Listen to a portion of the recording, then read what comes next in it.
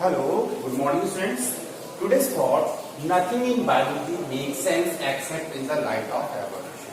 Okay, so evolution play an important role in biology because evolution, with the help of the evolutions, many new species are formed on the earth. Okay, with the help of the evolution is a gradually process. So by this process, all complex organisms develop from the simplest organism, or this evolution brings changes in the organism.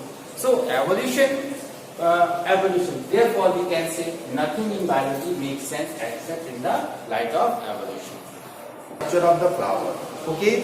So now today we discuss its essential or non-essential part of the flower. Okay. Essential or non-essential part of the flower. So essential part of the flower is called the essential.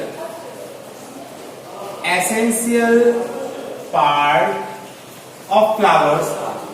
Essential or non-essential? Non-essential part. Okay. So essential part of the flowers are the androecium and gynoecium. Androecium and gynoecium. Androecium and gynoecium. Gynoecium. Or non-essential part is called the calyx and corolla. So one question is here, why androecium and gynoecium are the essential part of the flower? So because male and female gametes are formed in the androecium form male gamete, or here is formed the female gamete, or these gametes when fused together then form a zygote, and this zygote develop into the new plants. So therefore androecium and gynoecium are the essential part of the flower. Calyx and corolla are the non-essential part of the flower. Okay. Now, first we discuss about the stamen. Okay. First we discuss about the stamen. So, stamen is the male reproductive part of the flower. Stamen is the male reproductive part of the flower. Male reproductive part. Okay, it is the stamen is the male reproductive part. So each stamen consists two parts. Each stamen consists two parts. One is a filament and another is a anther. So this is the anther. Okay, one is filament and another is anther. So this green part is your filament, and this is called the anther. Okay, and this anther join, these are the two lobes. This whole structure is called the anther. Okay, and this structure joining line is called the connective tissue. Connective tissue is right in some books, or in some books is not right. So this place we can say each stamen consists three part: filament, anther, or connective tissue. Okay, so each anther consists two lobes. Each anther consists two lobes. Okay, each anther consists two lobes, and one lobes here, one lobe, or this is a two lobe. Okay, each anther consists two lobes, and one lobe consists two chamber.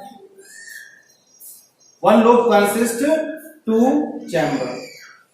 Okay, and one chamber. So one lobe means each anther consists two lobes, and one lobe consists two chamber. Look at this figure. So this is the, when we cut the vertical section of this anther, then we obtain here, this is a 1, 2, 3 and 4 chamber. Okay, each lobe, this portion is a lobe. This is a one lobe. This is a one lobe, or this is a second lobe. Okay, so each anther consists two lobe and one lobe consists two chamber, or these chamber consist many pollen grains. These consist many pollen grains. Okay, these are the pollen grains. Okay, these are the pollen grains. Okay, so one thing is here. This is the pollen grain. Pollen grain are the male gamete. Pollen grain are the male gamete. Now we discuss the structure of the pollen grain. Okay, now we discuss the structure of the pollen grain. A mature pollen grain consists two parts. Okay, this is the, we draw here mature pollen grain. Okay, this is the mature pollen grain. Immature pollen grain,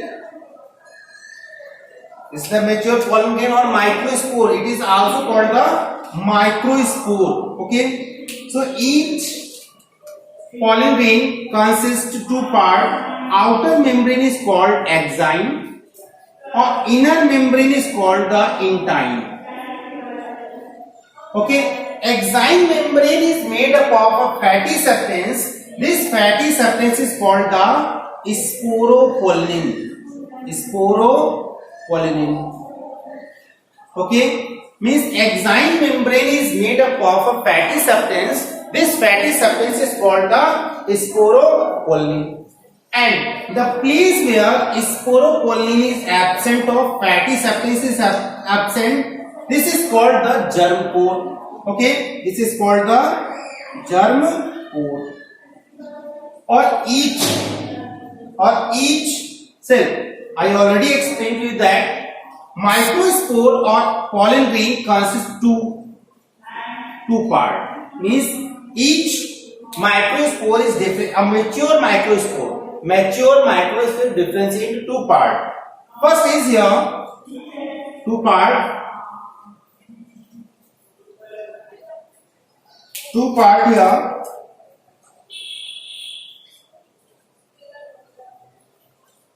Larger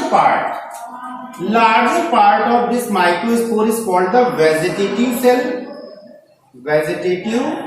cell, and smaller part, this is the smaller part. So smaller part is called the germ cell.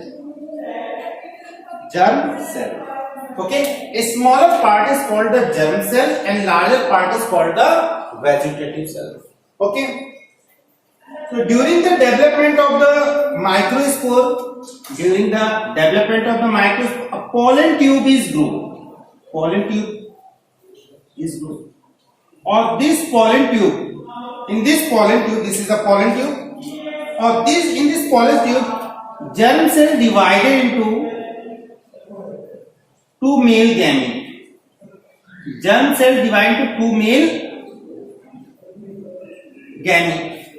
Okay, germ cell is divided into two male gamete. This is the exine membrane. Okay, one thing is important here. In dicotyledonous contain 3 germ pore. So don't draw more than 3 germ pore. Okay, 1, 2 and 3. So in a monocotyledonous seed only 1 germ pore is consist. But in a dicot contain 2 germ pore. Clear? So this is a pollen tube. This is a pollen tube.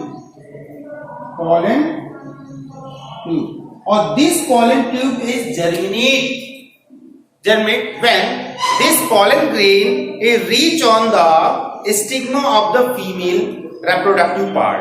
Okay, when this pollen grain reach on the stigma of the pistil, in that cases this pollen tube is developed. Otherwise, this is not developed. Okay.